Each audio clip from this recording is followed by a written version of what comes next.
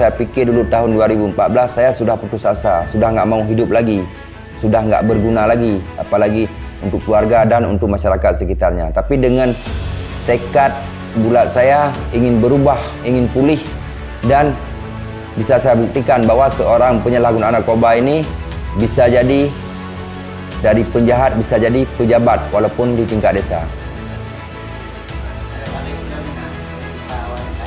Maunya kami dari pihak masyarakat, banyak masyarakat yang mengharapkan kepada dia akan menjadi seorang pemimpin bukan lagi di tingkat desa. Bahkan bisa naik lagi ke tingkat kabupaten, bahkan bisa jadi mau jadi calon seorang bupati di Kabupaten Nagan Raya nanti.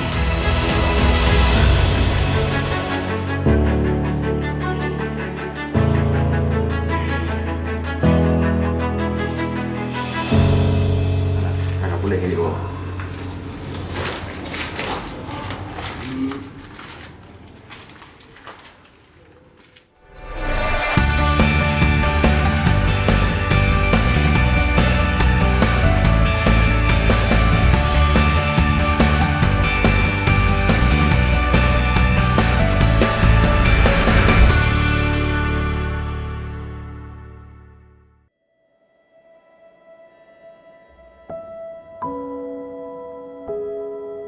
Kampung Ibedah berada di Kecamatan Senagan Timur, Kabupaten Nagan Raya.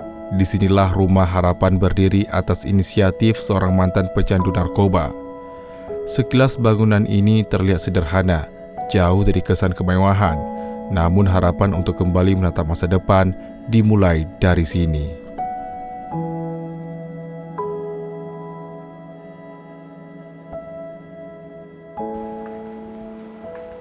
Perkenalkan, saya Iksan Januarijal, Ketua Pusat Rehabilitasi dan Terapi Korban Penyalahgunaan Nafza Yayasan Rumah Harapan Nagan yang beralokasi di Kampung Ibedah, Kecamatan Senagan Timur, Kabupaten Nagan Raya.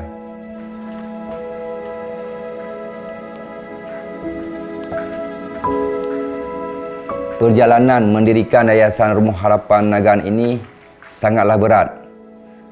Karena keinginan saya pertama membangun panti rehab ini, saya juga pernah direhabilitasi dulu di Rumah Harapan Aceh, Itaji Nafza Aceh. Dulu saya sudah lelah memakai narkoba dan akhirnya keluarga mengambil keputusan untuk merehabilitasi saya di Banda Aceh selama 6 bulan. Saat menjadi pecandu narkoba, hidup Ihsan tak tentu arah. Dijauhi oleh keluarga, tidak ada masa depan. Hingga Ihsan lelah dan terlintas di pikirannya, jika seperti ini terus, bagaimana dengan keluarganya dan terutama istri dan anaknya. Dalam hal ini, saya juga pecandu berat dulu sekitar 10 tahun, yang dari 2005 sampai 2015 saya juga mantan penyalahgunaan narkoba yang di akhir-akhir tahun 2024 juga sudah lelah dan sudah ribut dengan keluarga gara-gara saya memakai narkoba.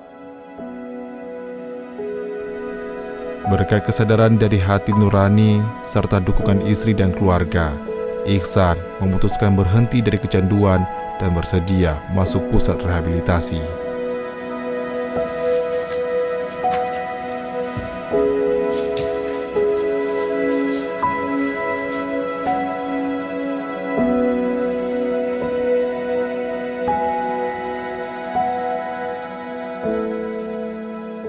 Jadi waktu 2 bulan saya menjalani program rehabilitasi di Yayasan Rumah Harapan Aceh, saya pada suatu hari timbul satu buah pikiran. Insya Allah kalau saya pulih nanti di sini selama 6 bulan, saya bertekad untuk saya membangun juga panti rehab narkoba seperti Yayasan Rumah Harapan Aceh ini. Menjalani hari-hari di pusat rehabilitasi membuat hidup Ihsan kian berubah. Karena sejatinya setiap residen yang masuk ke pusat rehabilitasi, mereka akan merenungi kelas balik kehidupan yang gelap. Sehingga Ihsan sangat berkeinginan membuat pusat rehabilitasi untuk membantu para pecandu lainnya.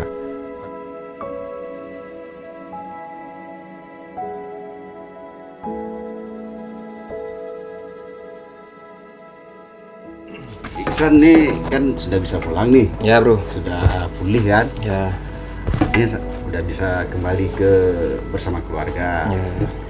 Ini sampai ke keluarga nanti ada rencana kemana atau Ya insya mau Allah. apa? Insya Allah planningnya bro kan mau buat rehab sendiri, biar bisa membantu kawan-kawan juga kan untuk kesembuhannya kan.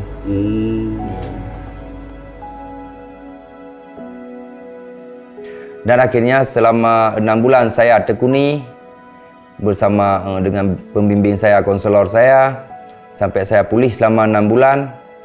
Saya diambil sama keluarga di Banda Aceh, dibawa pulang ke Melabuh. Saya enggak pulang ke Desa Ibedah selama 2 tahun. Kenapa enggak pulang? Karena di dalam struktur rehab ini tidak boleh berjumpa dengan kawan lama dulu, dan harus membuang lingkungan dan harus menjauhi tempat-tempat yang pernah kita memakai narkoba dulu. Dan setelah 2 tahun, saya sudah pulang lagi ke kampung Ibedah. Saya jumpain tokoh-tokoh di desa dan saya cerita juga sama keluarga bahwa saya akan membangun panti rehab narkoba di kampung Ibedah.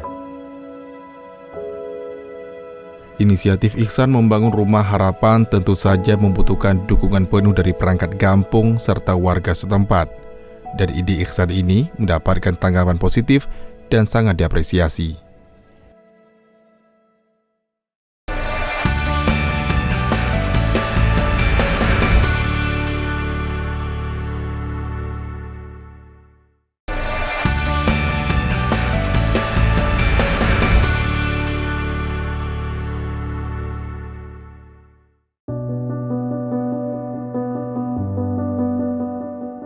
Menjadi penggagas Rumah Harapan, ada begitu banyak kendala yang dihadapi di lapangan.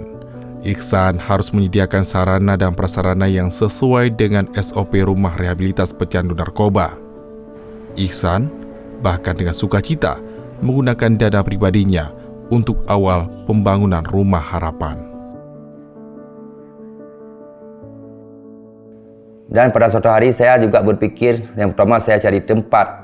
Kebetulan di kampung Ibedah ada wakaf keluarga besar Haji Aminah yang diwakafkan untuk MTSS Kampung Ibedah. Tapi gedungnya tidak berfungsi lagi. Adapun gedung itu 3 lokal bantuan masyarakat Kampung Ibedah, 2 lokal bantuan pemerintah Kabupaten Nagaraya.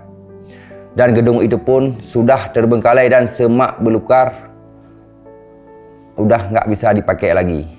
Udah tinggal 30% kebaikannya. Jadi saya kembali lagi dan saya juga temui lagi orang-orang yang berpengaruh di sini, tokoh-tokoh, adapun yang pendiri-pendiri sekarang, yang orang itu tetap bilang nggak mungkin akan terjadi. Saya tetap bersisi kukuh. Saya dengan memakai duit pribadi dengan modal awal yayasan dan mengurus izin ke kantor-kantor, meminta pinjam pakai bangunan ke Kementerian Agama. Saya pergi terus walaupun orang katakan itu tidak mungkin karena saya mantan pecandu. Mungkin yang omongin itu udah dibilang saya, mana ada itu, memang udah gila dia, udah nggak waras lagi, masa orang yang sudah pernah rehab mau membangun panti rehab narkoba. Tapi saya tetap bertekad, cita-cita saya sudah pulih dengan menjalani rehabilitasi selama 6 bulan. Saya tetap kukuh, saya akan buat panti rehab dan supaya buat kawan-kawan saya yang sudah menjadi korban penyalahgunaan narkoba ini supaya pulih.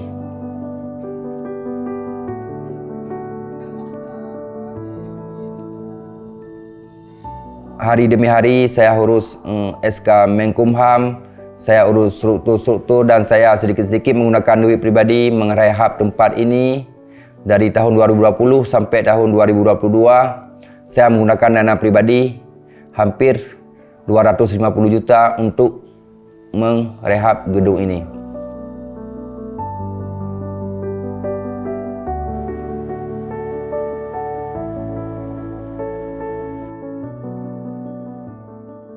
Dan setelah saya melalui berbagai aktivitas yang sangat rumit, akhirnya yayasan ini sudah mengeluarkan izin pendirian baik tingkat desa sampai ke tingkat pusat, dan akhirnya saya meresmikan, yang diresmikan langsung oleh Bupati Nagan Raya waktu itu, dan dihadiri para muspida, muspika dan tokoh-tokoh di Kabupaten Nagan Raya.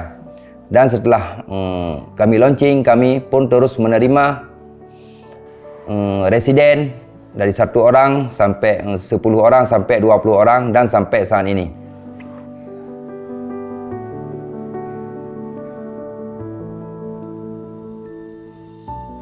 Dan akhirnya setelah berjalan dari bulan ke bulan, akhirnya mendapat respon dari pihak Polres Nagan Raya, BNN, Dinas Kesehatan, DPR dalam arti besar pemerintah Kabupaten Nagan Raya.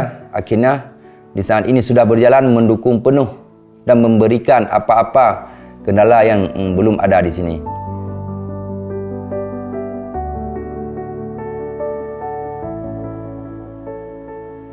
Dan akhirnya sampai saat ini kami sudah berjalan normal dan sudah menampung 58 residen yang sudah sembuh, sekitar 35 residen yang kita pulangkan ke keluarga dan terus kita bina. Nanti kita lakukan pemeriksaan rutin seperti kita tes urin sebulan sekali yang sudah ini ke keluarga.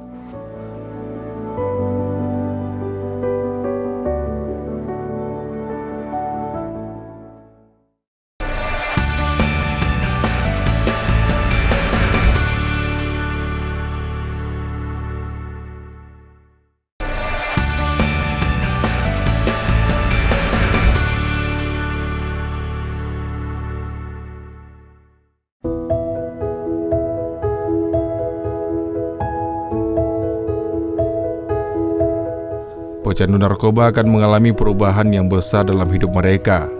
Kehilangan jati diri, tidak bisa berpikir logis, gelisah, termenung, terkadang juga bisa melakukan kekerasan terhadap diri mereka sendiri dan juga orang di sekitarnya. Salah satunya cara yang bisa dilakukan untuk mengembalikan mereka dalam kehidupan yang normal adalah dengan rehabilitasi.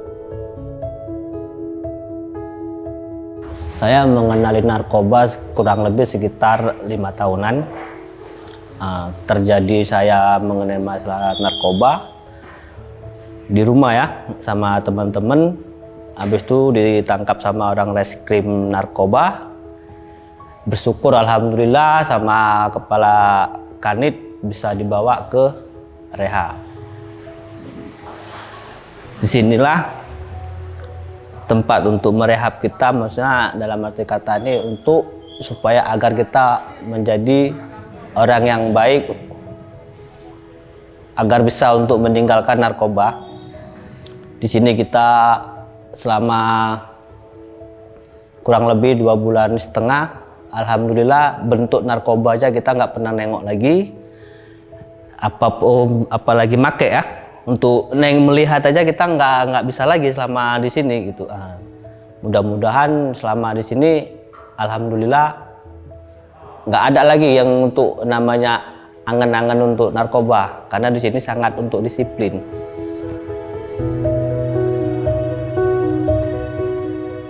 Kurang lebih itu tadi kayak aku bilang tadi sekitar 2,5 bulan. Selama 2,5 bulan tadi kita di sini, hari-hari kita di sini pagi bangun sekitar jam 5 kita mengadakan sholat subuh berjamaah. Setelah itu mungkin tidur sebentar, bagi yang mau tidur, bagi yang mau jikiran. Setelah itu kegiatan sehari-hari kita di sini kayak masalah bersih-bersih. Habis itu apa yang bisa kita kerjakan di sini kayak segala macam, nyuci baju segala macam kan. Itu nanti kalau seandainya kita kan makan di sini kan disiplin. Mungkin kalau seandainya catering nanti agak terhambat sedikit ataupun mengenai masalah ada kendala sedikit lah mungkin kan, ya mungkin agak terhambat, kita juga bisa memaklum kan gitu mengenai makan. Kalau kadang nanti mengenai masalah kadang istilahnya kayak cateringnya mungkin kan namanya manusia sakit, mungkin kita bisa masak sendiri. gitu bersama-sama kawan kan.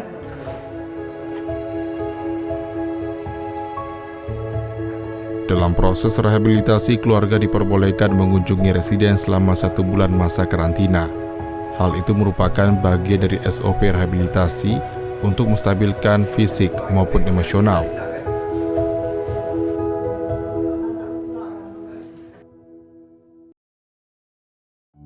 Oke, tahapan pertama masuk teman-teman ke panti rehabilitasi narkoba adalah mereka diawali dengan detoksifikasi. Detoksifikasi itu adalah tempat memutuskan zat. Kita lihat perkembangan mereka seminggu sampai atau 2 minggu dalam kondisi ketika mereka sudah stabil secara fisik atau emosional, baru kita joinkan yang namanya ke program primary. Di program primary tersebut adalah mereka itu menjalankan pemulihan selama 3 atau 4 bulan. Mereka di situ diatur semua jadwal baik dari bangun pagi sampai closing. Mereka itu full kegiatan. Ada kegiatan yang namanya morning meeting, seminar program gitu, sesi medis atau juga sesi yang psikolog. Mereka itu setiap malam Jumat mereka itu membaca Yasin secara berjamaah gitu.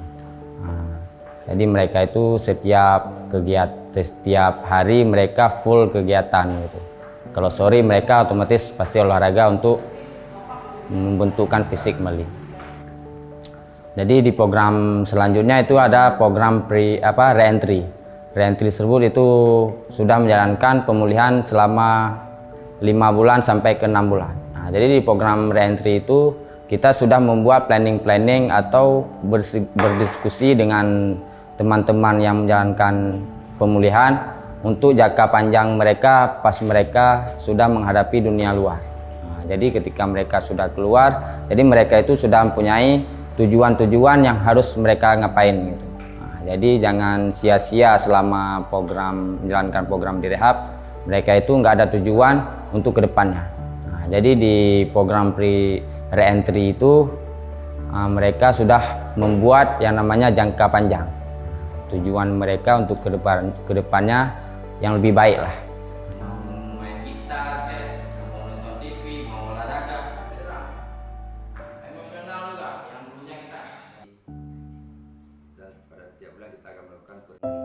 Residen dalam Sebagai mantan pecandu narkoba yang sudah dinyatakan sembuh, Iksan paham betul bagaimana kondisi residen dalam masa rehabilitasi.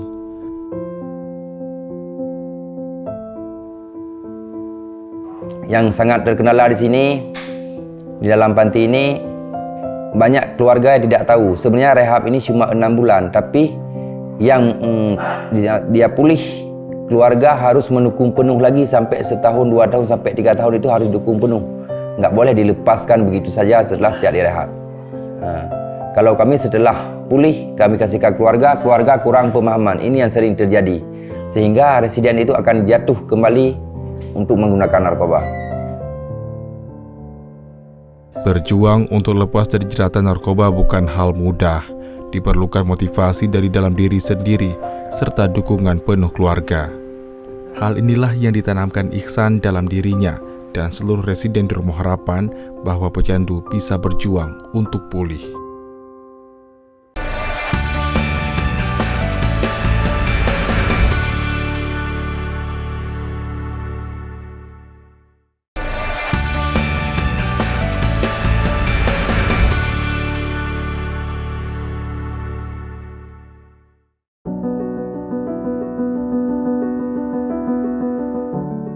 Iksan berasal dari kampung Ibedah. Di tanah kelahirannya ini, dia pernah dibuang oleh teman-temannya, menjadi gunjingan warga, dianggap sebagai manusia yang hina hanya karena sebuah kesalahan yang menaungi jiwanya selama 10 tahun. Namun Iksan hanyalah manusia biasa yang penuh dengan khilaf dan dosa.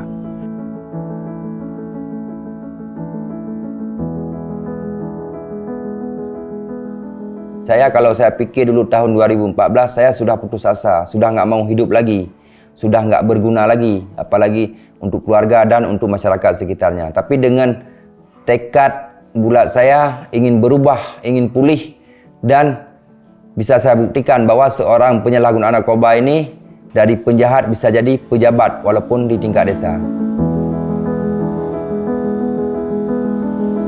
Dari hari demi hari saya dulu, di saat saya pulih, masyarakat sudah mengasih kepercayaan kepada saya untuk mencalonkan diri sebagai Tuhapet. Akhirnya saya terpilih dengan suara yang paling terbanyak menjadi ketua Tuhapet. Dari situ saya akan kasih nampak sama masyarakat bahwa saya bisa jadi masyarakat yang normal, bisa jadi pemimpin.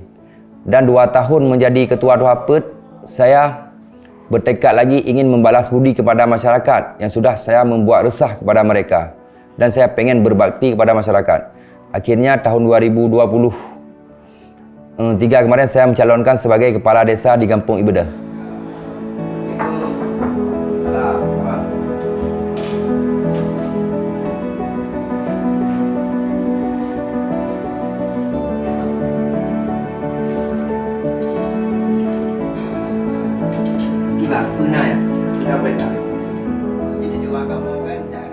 Ihsan yang terbuang jadi terbilang.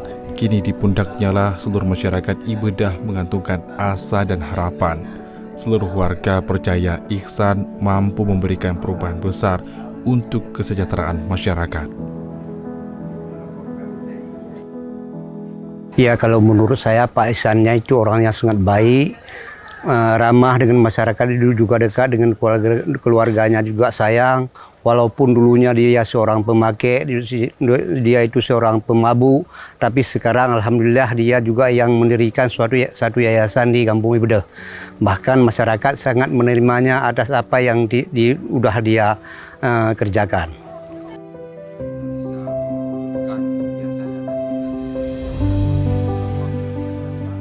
Maunya kami dari pihak masyarakat, banyak masyarakat yang mengharapkan kepada dia akan menjadi seorang pemimpin bukan lagi di tingkat desa.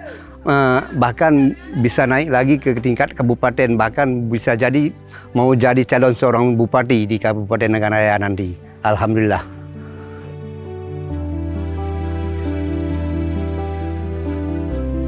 Yang saya mohon.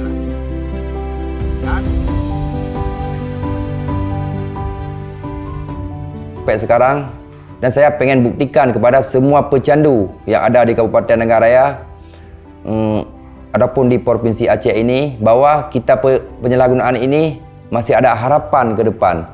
Jangan berputus asa, dan mari apabila tidak bisa berhenti, mari kita pergi ke panti rehabilitasi. Tetap akan pulih apabila dukungan keluarga kuat.